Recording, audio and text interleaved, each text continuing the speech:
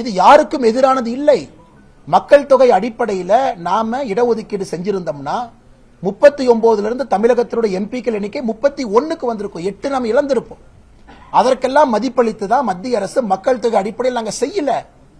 நாங்க ஓவராலா இந்த பையை இன்க்ரீஸ் பண்றோம். ஓவராலா 543 இருந்து அதிகப்படுத்துகின்றோம். அதிகப்படுத்திய பின்பு அதுல 1/3 கொடுக்கிறோம்.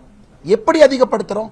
இன்னைக்கு இருக்கக்கூடிய எல்லா மாநிலங்கள் யாருக்கும் எந்த பிரச்சனையும் ஏற்படாத அளவுக்கு நேரடியாக ஒரு மாநிலத்தையும் 50% உயர்த்துகின்றோம் என்று முதல் கட்டமாக நமக்கு தெரிய வந்திருக்கிறது. பாராளுமன்றத்தில் அதிகாரப்பூர்வமாக நம்முடைய தலைவர்கள் சொல்லுவாங்க.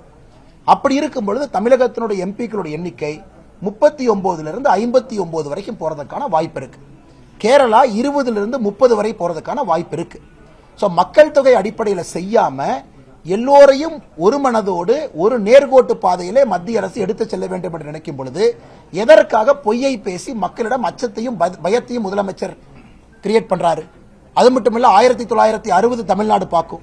திமுகவுடைய குடும்பத்திலிருந்து யாரும் தீக்குளிச்சாங்களா? 1960 திமுகவுடைய குடும்பத்திலிருந்து யாரும் தீக்குளிக்கல. அப்பாவி தொண்டர்களை கொண்டு வந்து தீக்குளிக்க வச்சுட்டு வருஷத்துக்கு ஒருக்கா உங்களுக்கு போய் மாலை போடுறதை மட்டுமே திராவிட முன்னேற்ற கழகம் ஒரு கொள்கையாக ஒரு ஏமாற்று வேலையாக செய்து கொண்டிருக்கின்றார்கள்.